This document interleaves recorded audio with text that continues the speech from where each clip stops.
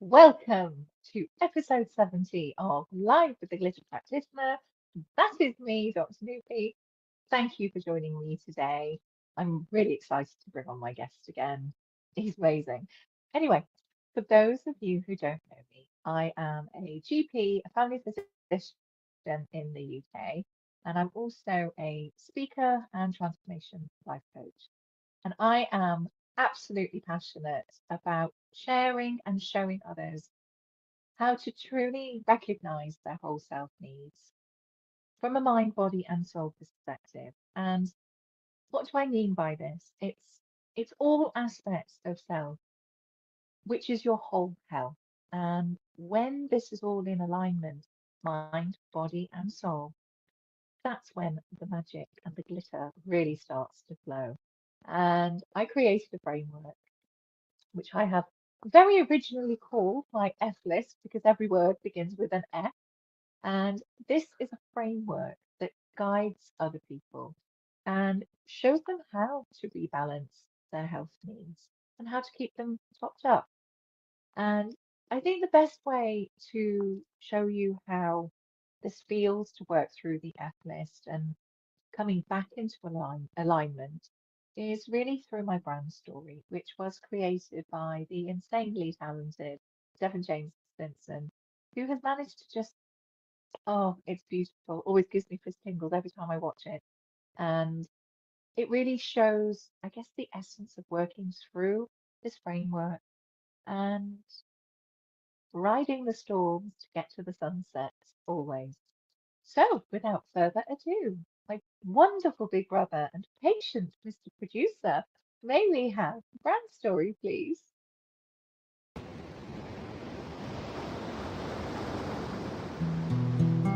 Follow the light through the storm. And this is not a light that warns, it's a light that forms on the pathway ahead. So you can maneuver around disaster instead of getting stopped by the obstacles. It just takes changing the obstacles. And then the impossible turns to possible. And then the storm lifts. You're no longer adrift. Breathe, focus, you've got this. Ahead you see a figure, a kind soul, and on the inside it feels like you might glow. Your endless cycles of cyclones have been turned to a breeze that just slightly blows. You're adorned with glitter, where you literally feel like a kid again. And this is when you realize how much of your life you've missed. And then you talk more with Dr. Nupi Aurora, who will holistically change your aura, where you and the new you won't be like strangers. No, you'll be like friends. Because this whole process is simply life changing.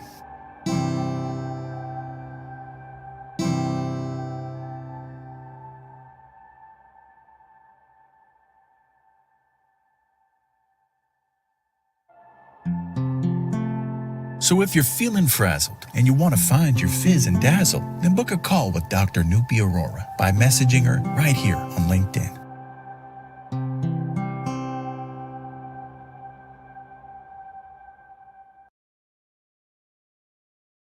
Oh, it's so soothing. I absolutely love it. Right, without further ado, I am going to bring on my amazing guest, Dr. Terrence Johnson. How you doing, Dr. Noopy? Stressing. I have no idea if this is working, not working. Oh my goodness me. Oh, technical issues is what we have been having. I know, but look, we I here now. We here now. We made it. So Yeah, exactly, exactly. Hello and welcome. Thank you so much for coming back on. thanks for having me. Oh, how are you? How are you? I'm good. I've kind of been in a self reflective kind of state for a while, which is good. To kind of reflect over kind of like where I'm at, but where I want to go, and kind of Yes, what life is kind of trying to teach me right now. I think I'm really trying to get in yes, tune to that. yes, Yes, I know exactly what you mean, actually. And I think that going off a little bit off tangent, but I think there's just been some huge energy shifts. It's the, oh gosh, there's loads been going on. I know exactly what you mean. And Yeah, I've been very similar. Oh my God, there's been four supermoons for heaven's sake. I can't take it. We've had Mercury in retrograde, supermoon, and then we've got eclipses coming. It's crazy. But yeah, yes, I've done very similar as well. yeah, Just lots of reflection. And as your title says, I have been excavating inwards, basically. yeah. Yeah, I think that's important though. I think that's Yeah, a lot of times we don't. But I think the reason why we can get overwhelmed is because so much of life kind of compiles on us before we get to the point of clearing some of it out. And most of the days to clean it outside of the inside of us. yeah, and that's not a you can't get that answer from somebody else. You have to sit with yourself and get that answer. And I think that's yeah, what's yeah, harder because we're on the go so much. We have all these responsibilities and things to do, and we don't take time to really check in with ourselves or put ourselves first, not in a selfish way, but in like a preservation way. It's like I have to kind of check in with myself so I don't burn out or I don't yeah, overextend myself, or I don't agree to too much stuff that I shouldn't do or not for me to do. And so I kind of been doing a lot of that lately where it's like yeah. not that I'm like in hibernation or kind of like self-secluding I myself. am. Well, yeah, kind of so, yeah. But it's been because when you on the go or you kind of been doing a lot or people enjoy your energy, you Yes, have to kind of recharge and replenish that yeah, energy you give out. And people don't realize that, they're like, oh, you're so happy. Oh, it's always a good time. Like, yeah, but that takes energy for me to show up like that. And if too many people I have to show up for like that, then I will get depleted and I'll get frustrated. And I'm like, wait, okay, well, I need to feed myself first before I can be present with other people. And if my tank is empty, then I can't look forward to somebody else giving me what I can give myself. And yeah, that's something that I've really been intentional yeah, about. Like, how do I feed myself or how do I get back connected to things that feed me and not always feel like I have something I have to do in order mm, to kind of check stuff off my list every day. mm. Oh my goodness, that is, yes, mirror, mirror on the wall. That is exactly what I have been doing too. And I mean, I'm really enjoying hibernating, to be honest. I It's really am. It's good, and it's not stagnant because it's a quiet time, but it's still active, if that makes Mhm, sense. It's not sort of staying completely still. It's actually going in and quietly observing and quietly tweaking things. And I know exactly what you mean about, yes, being that positive and that energy, mhm, but to keep that going, you need to top up your own glitter supply, and that is crucial. And it is about resting and recouping, and it's the quiet time things. I've really enjoyed meditating and just journaling and writing and just doing a couple of creative things and nothing else. mhm, And I've been really good at keeping a boundary of not extending myself. It's enough what I've done. I need to put me first after my clinics. And if I've got anything left over, then I come onto social media. But mhm, I'm listening to things still and I'm engaging where I can. And mhm, I'm not in any way, shape going. I'm really confident. You know, oh, I should be doing this and I should be doing that. I did at the beginning, and I Mm-hmm. was like, oh no, I'm gonna be disappearing. Everyone's gonna forget this, and all you'll see is a trail of glitter. She was here once, and I'm like, you know what? I've accepted the fact that you can't do that the whole time, Mm-hmm. and it is about discernment as well, and choosing really carefully who you want to share your energy with and who Mm-hmm. you want to let come back into that space. That's what Mm-hmm. I've been discovering. And it's been an interesting journey. Yeah, it's been a bit of a cave. It's been a bit hermity, but in a nice Mm-hmm. way, I'd say. Mm-hmm. Mm-hmm. I have been excavating, basically. It's exactly what your title said, which we never got round to talking about the last time you were on. Well, look, that's a perfect segue. We just dive on in there. So, Exactly. yeah, so it's kind of been it's been morphing of what I thought it was at the beginning because I was trying, and I'm still on that journey of you know kind of like what's your brand, what kind of encapsulate you and what you Yes, do and how you show up, yes, and so it's difficult for me to kind of try and boil myself down into like word or roles or whatever because I've done so many different things. yes. That it's hard to find something that like, oh, that feels right for me. Because before I was a life excavator, I was a life architect because that's kind of where I started in my academic career. I was an architecture major, so I was like, oh, I help people Yes. build the life that they want and all that. And I was like, yeah, but I don't know if that really feels right either. And so then it transitioned to life excavating. It was really about helping people really like dig back down and kind of like uncover their purpose or rediscover their purpose. Yes. Now it's kind of evolved into more or less like how can you excavate your life to where you can get the lessons from the things that you experienced, and what is life trying to teach you, and then how can you learn from yourself and learn how to be the teacher of yourself, because I think it's we seek out, so I love to read. Like, I'm always trying to learn. And so you're investing all these things in courses and all this kind of stuff. And you're like, wait a minute, what do I or what do I think or what feels right to me? Because everybody's trying to kind of position you to like, oh, you need this. Oh, you got this the missing piece. Oh, we can, but it's like, what feels right to me? Or what used to feel right to me, and then people told me it wasn't right, or I saw on social media, or I watched the movie, or whatever. Like, oh, this is what life is supposed to be.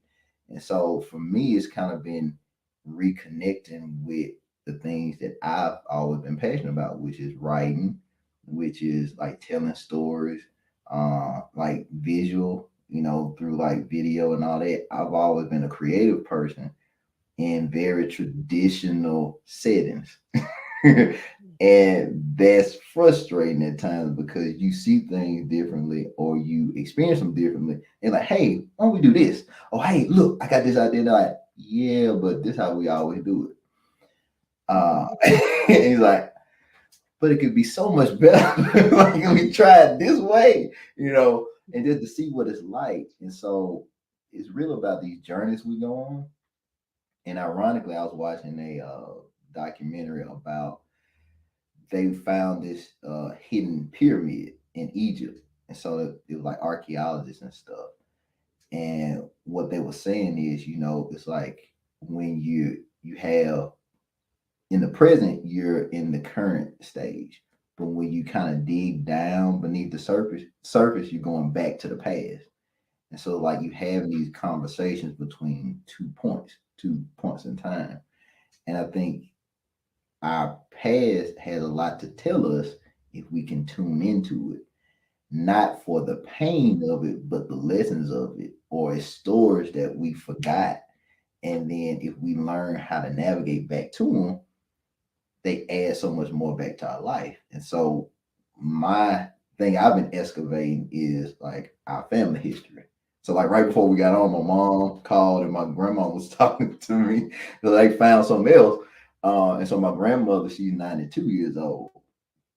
And it's like I'm real adamant about preserving the stories that she has to tell because Wow. a lot of times when people they get older, people don't appreciate them or they don't sit down and talk to them and ask them questions and ask them about how life was for them, and so you miss these opportunities to learn things or to get taught things about the past because you always so focused on the future or what you want to do or achieve. And it is always rewarding for me, and it makes her feel good too because I intentionally want to hear these stories. And like I said, there's another lady here. I was talking to her earlier today. She volunteers at the gym, Miss Cat. So she's 87, and so she talks and she tells me about these things, and they get excited about that. And so I enjoy that because a lot of people don't see the value in older people, and I've always been somebody that's been around older people. And people say I got an old soul, and like I'm a young man in an old body, but Yeah. I, I Same. learned so much from hearing about like what life was for them and their wisdom, and they real funny people too. They talk and they say different things because at that Yeah. time they don't really have a filter anymore, so they just say any everything. Exactly. I love it. I love the same energy. I'm like, say it as it is. Fuck it. I can just imagine actually on a rocking chair, like when I'm in about another 40 years maybe, and I'll Yeah, be like just saying it as it is, swearing my head off. yeah, Just yeah, yes, in my day, this is what we did. You let me yeah, tell you, young yeah, ones. Yes, I can yeah, see it. yeah, Seriously. Oh my yeah. God. And actually, if you were on a rocking chair next to me, I don't actually think we'd stop giggling, to be honest. We just, Yeah, no, I enjoy I really enjoy like ah, one-on-one conversations with people. And yeah. I think that's because life excavation, so like you were talking about your framework, I've been working it into a framework, but I wanted to do it more like a story. And Nice. so the archaeology kind of goes into it too. So the archaeology, you have these tools, and so I wanted to use those tools more like a metaphor of ways that you can get back to yourself or your core story. Oh, And so you got like the shovel, and the shovel is it more represents kind of like the work you do that nobody else sees. Or so like for me, I'm okay. doing a lot of this research. So nobody Yeah. sees a lot of that I do as far as like getting on Ancestry or going to the archives or doing all this different stuff. And it's hard. But that's the work that I have to do Yeah. in order to kind of get down to this. And then you have like the hammer. And so if you building things or whatever, that's a repetitive skill. So it's like, what do you have to do consistently to get to what you want to get to? And then Oh, I like it. you have like the compass. So most people think about the compass in direction as far as like location now in the here and now, but you have internal compass too. So like, what causes you to go in the direction that you're going? Like, what influences that? And a lot of times we're not in control of that internal compass. We kind of allow other people to steer us, or we feel like we're guided by something outside of ourselves. So, like for me, with this genealogy, it I don't feel in control of this. I feel guided, spiritually guided. It's so many parallels and stuff that randomly happens. I can't even explain it. I feel like I've been chosen to do it, and I've tried to run away from it several times, and it keep coming back to me. So like, okay, I guess this is what I'm supposed to do. So okay, let's do it. Um, Yeah. and then you have the map, and so for me, the map is like all these important locations. And so we all have like important locations in our life, but they're like stories there that we can, like, if I ask you like what's one of your favorite memories, you go to a location that's tied to a Yeah. location and a Yeah. time. You're like, that time, that, oh, let me Yeah. tell you. And so we forget about that. And if you look at it like a map, it's easy to visualize. Like, okay, I've been here, here, here. I live here, here, here. Oh, this vacation we went here, here. So it's easy to pinpoint those things.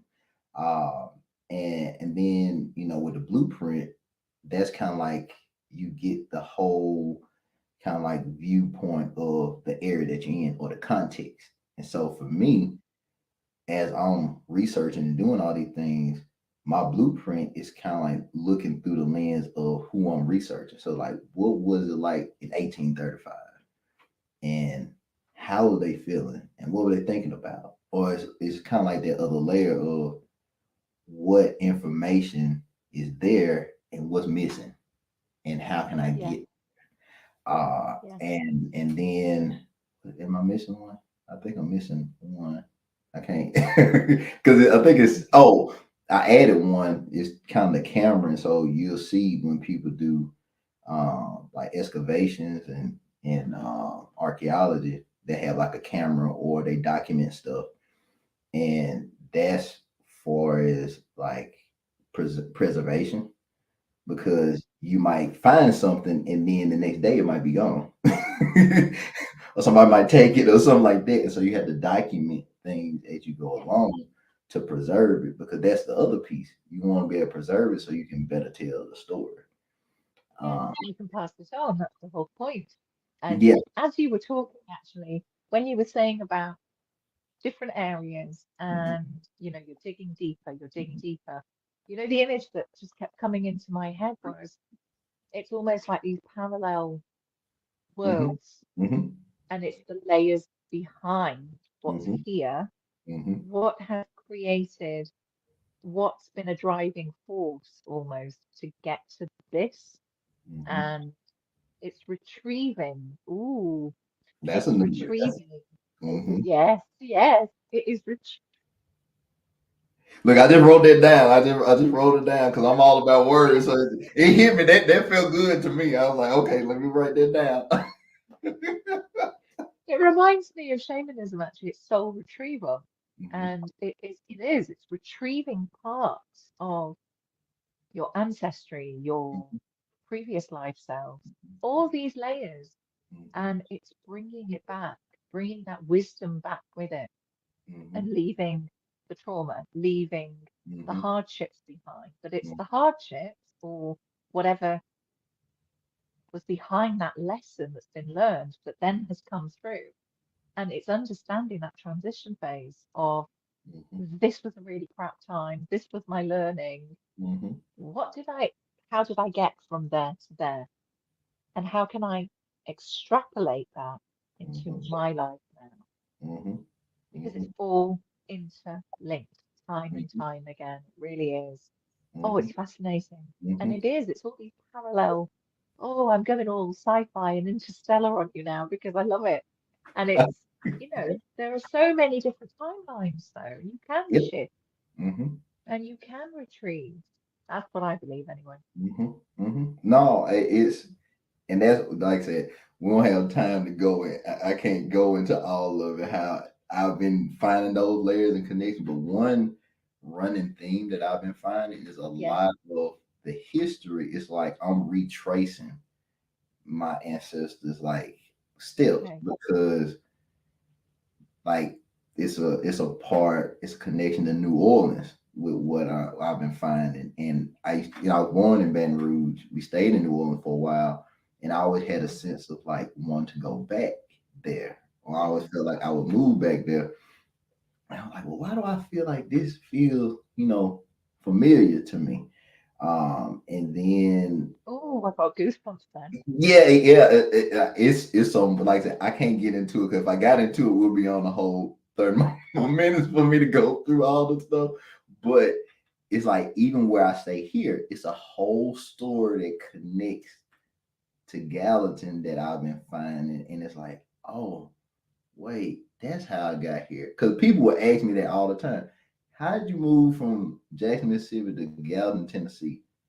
What made you come up here? I was like, God. And that was my that was my answer for a long time. It was like, I didn't know this place existed. I didn't know anything about it. But it's like the last month or so, it's like I know why I'm here now. I know why I had to navigate my way up here because these stores are coming back around and they all kind of come through here too. And it's like I can't make this up. Like I couldn't have written this out for myself. If I if I went into all the different parallels and the levels like you said, you was like, this is this is crazy. It's like because it feels crazy to me sometimes. It literally feels like I get freaked out by it sometimes. Like I look at something, watch, I'm like, ah, wait, okay, Just like get in touch what with is our, happening to just get in me? touch with our, Like just what's get in going touch with on? Karen. Honestly, just get in touch with Karen and Joan. They will see us right. Seriously. Karen, Oh, Pascal, so Joan, I yeah, love you yeah, guys to bits. Yeah. yeah, And it's yeah. they keep me on the straight and narrow, actually. It's brilliant. They're like, you're doing great. You're doing great. And I'm like, really? I don't feel it. Give Yeah. me more, give me more. Let me know I'm doing okay. I know. Oh, No, it's I get yeah. it. And they both of them were one of the first people that I kind of that knew I was starting this journey. So they kind of been in the loop about it for a while. Yeah. And so when I first kind of just like, okay, this is what I'm gonna do. And when I made the trailer, like they were the first one of the first people that I showed it to. And I just remember their reaction. It was like, you gotta you this for you you gotta do it like this for you. I said I know. I don't know how I'm gonna do it, but I feel that way and then I should do it. I don't know how all the pieces gonna Oh, play out, but they've been coming together slowly. But I just you get to a point where you do something that is outside of just, oh, this makes business sense, oh, this is a good opportunity. It's like, no, I'm gonna learn something about it's myself. so much more than that. Yeah, by It doing this. really is. Yeah. Yeah. You And know, I had a sorry, go on. no, you go ahead, go ahead. When you were talking earlier, just then, I got this image of it's almost like a wanderer. It's like Hmm. you are on a mission. It's Hmm. well, it's not a pilgrim. It's not a Like a pilgrimage. nomad. Yes, thank you. Yes, that's the word. Yes. Hmm.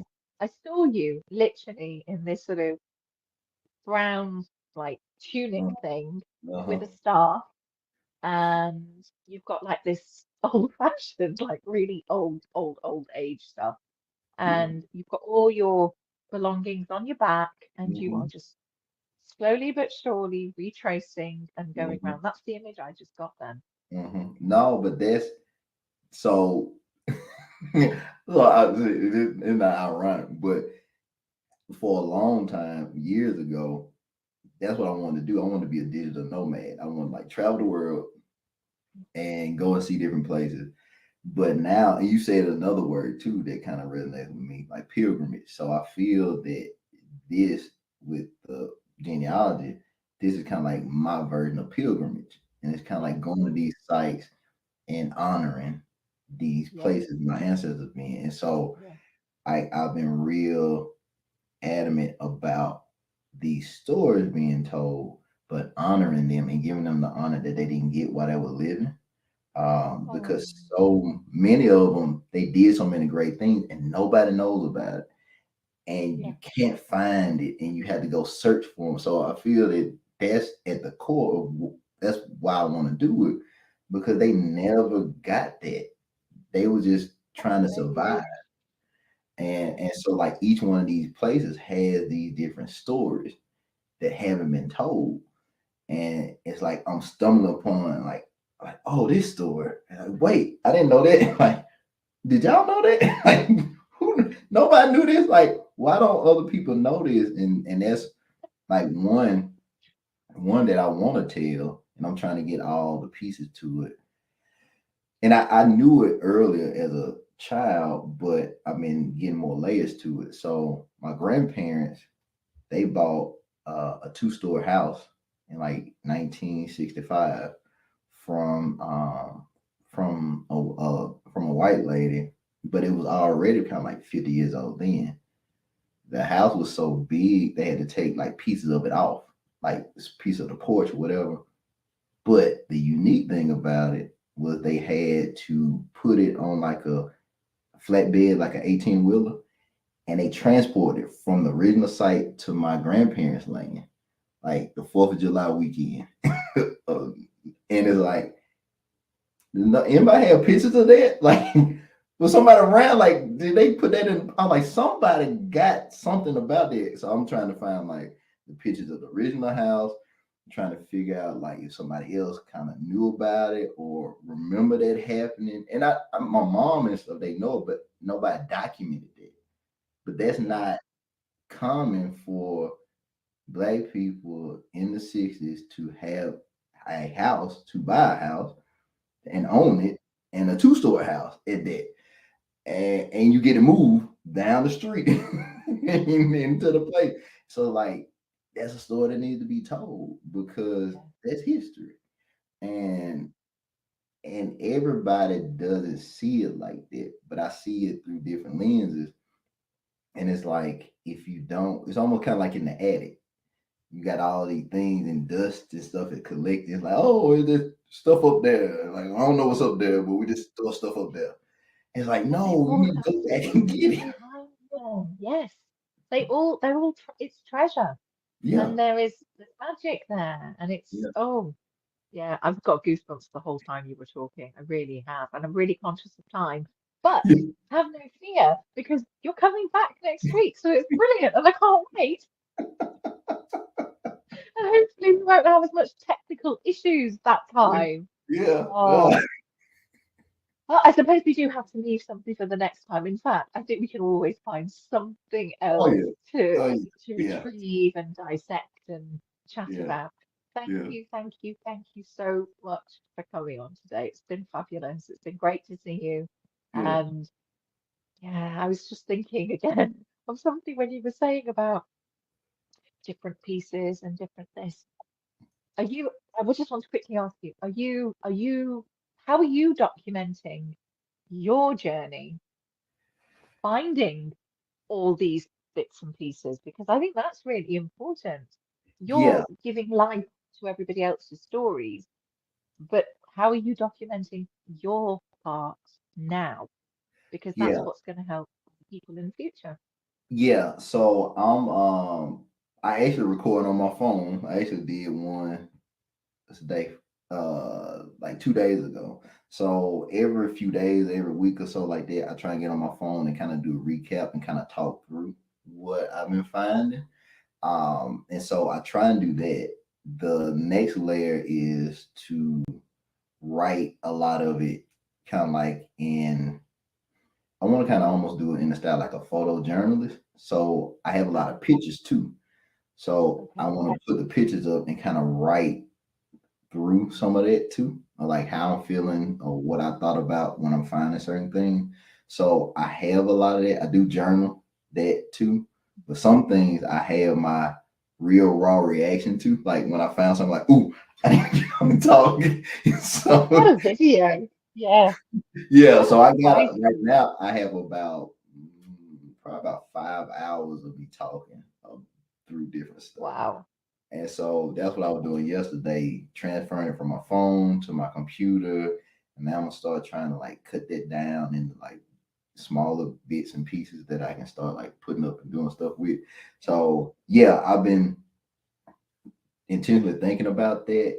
But the next step is actually going to these places and having somebody like film my real reaction because I want it to be my Yeah. authentic reaction to it. And people like, you probably gonna like, oh, when you go to certain place, you're gonna cry. Like, I already did it. I can cry plenty of time with stuff that I'm found, and it's an emotional roller coaster with a lot of this Oh, stuff. it's truly a labor of love, isn't it? It really Yeah, is. yeah, yeah, It's amazing. Right. You can share more next week when you come on, and I can't wait. Oh, thank you so much. And I don't go anywhere. I'll join you in the green room as I Okay. very quickly Okay. wrap up. Thank you. Oh, it's fascinating. I was on a complete trek with him actually. It was amazing. Thank you for joining me and Terrence here today. It's fascinating. And he's back again next week. Have an amazing week. And just very quickly, um, you can find me here every Monday at 8 p.m. GMT, which is 12 noon Pacific Standard Time. And that is 3 p.m. Eastern Standard Time. You can also find me on LinkedIn, direct message me if you want to know more about the F list or working alongside me, with me, I'd be absolutely delighted to. And until then, I will see you again next week. Bye.